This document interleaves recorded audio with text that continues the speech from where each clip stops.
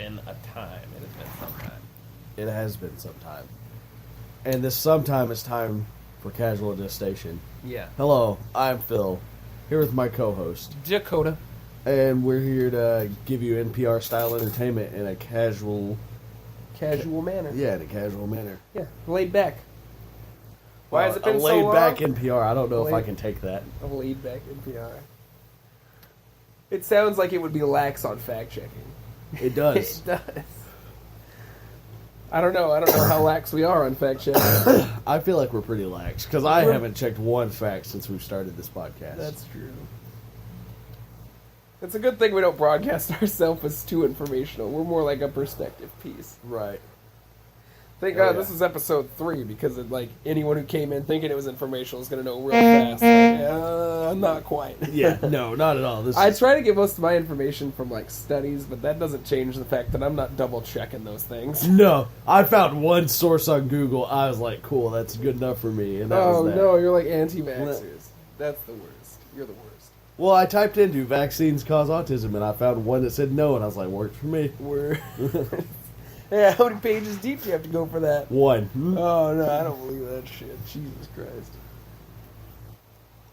Yeah, I do. It was about half and half, It's a honestly. pretty sensationalized topic. There's about a half that are it. like, yes, it causes autism, and there's half that's like, no, it doesn't have any link to autism. I saw I'm really tempted to look that up right now. I saw one, and it was some study like one in every. It was a big number, like 1 in every 10 to 50,000 kids, something like that. Like it was a big number. Has like a seizure whenever they get a vaccine. And I was like, that's a pretty fucking small number. Like all things considered, that's a 10 to 50,000. 1 to 50,000. It was something like that. 1 in every 50,000? Something like that. Yeah, so the U.S. population is like... It's under 450,000 million. I actually have this in my recently looked up stuff because I was doing some work with numbers and we were talking about statistics and I didn't want to get a statistic incorrect because I knew rough estimates of numbers, not like percentiles, but actual numbers. But I wasn't sure of the size of the population of the U.S. with any degree of certainty. I want to say it's around 350 million, but that's also from when I was still in school, so I don't know how accurate that still is. Population. We have a census coming up in about 3 years, though, don't we?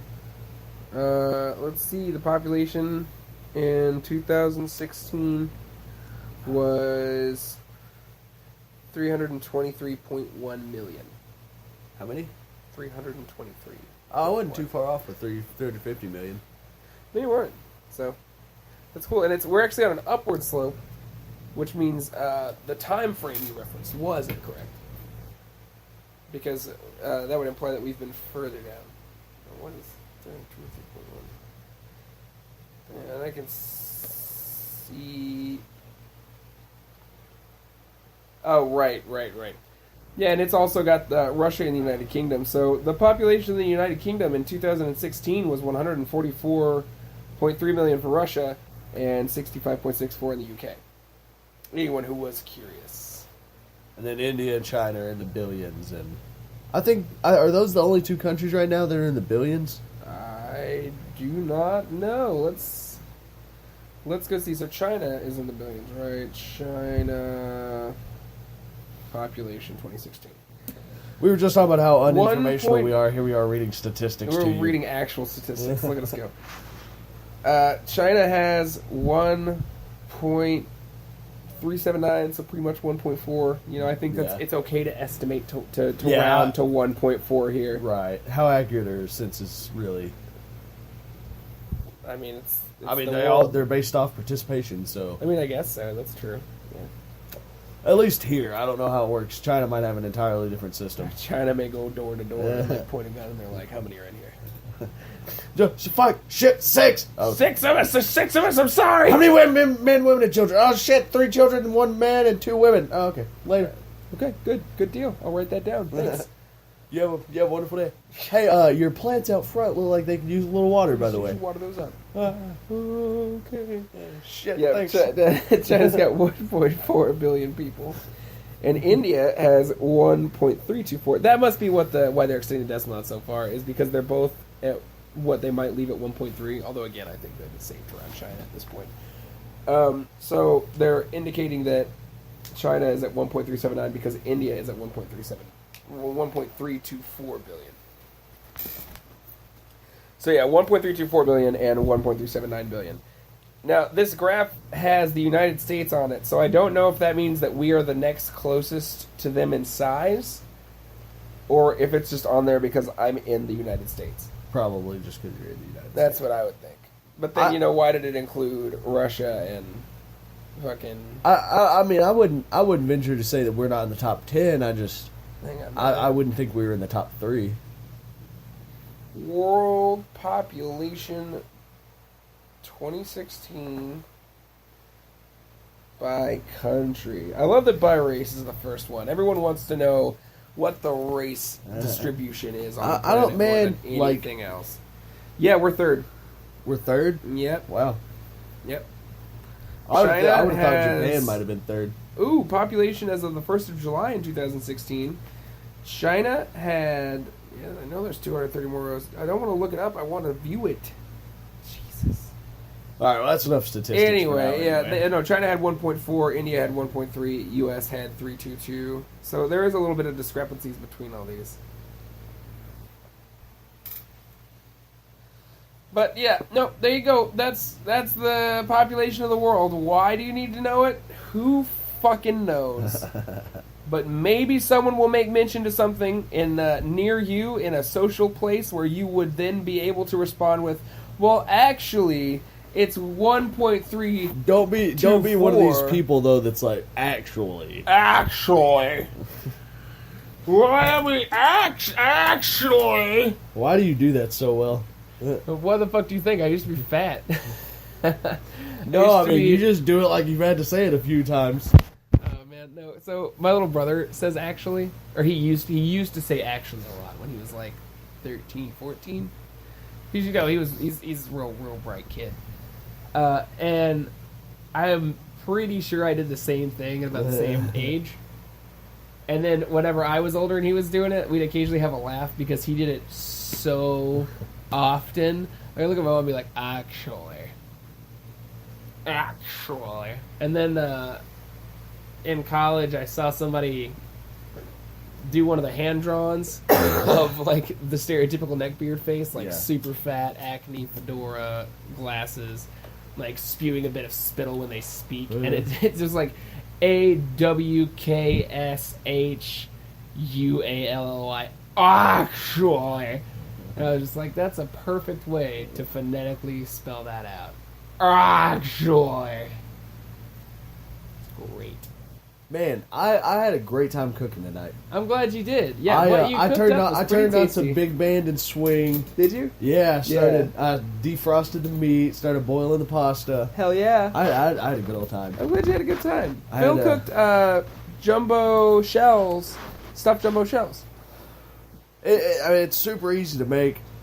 All you need to be able to do really is boil water and cook a little meat in a pan. Yeah, and I mean, if you can do pasta and meat in a pan, then bone apple teeth. Yeah, bone apple teeth. You can make this fucking recipe. I'll go over it real quick. Oh god, we don't have anything else to talk about. I mean, that's debatably true. This is part 1, so we've got a little wiggle room. Who knows where this is going to take us? I feel like we have this habit where part 2 is a lot better than part 1. Right.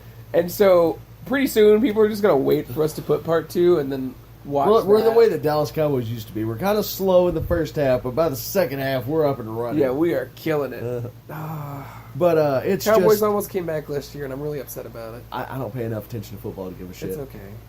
I know it's okay. I don't care. Fuck you. Go ahead with your pasta story. So you take the shells. Yeah. What I would do is I would dump in like a spoonful of the marinara. Right. Which I got marinara that was it had a little bit of meat in it and some spinach in it. All right. So it got a double dose of spinach in the meat, and I'll tell you in the shell. I'll tell you how. Okay. So you put down the layer of spaghetti sauce, and I'll tell you how. Motherfucker. I would put down next spinach. Man, I hope my mom doesn't listen to this one. I kind of hope she does now because I've said that line, but continue. Man, I'm going to I hope she does so she has a new cooking recipe. Back to it. Let's finish showing you how to make that pasta. And the next thing you're going to want to do... no, we're moving the microphone. You're going to do exactly that. And the next thing you want to do is put the spinach on top of the sauce.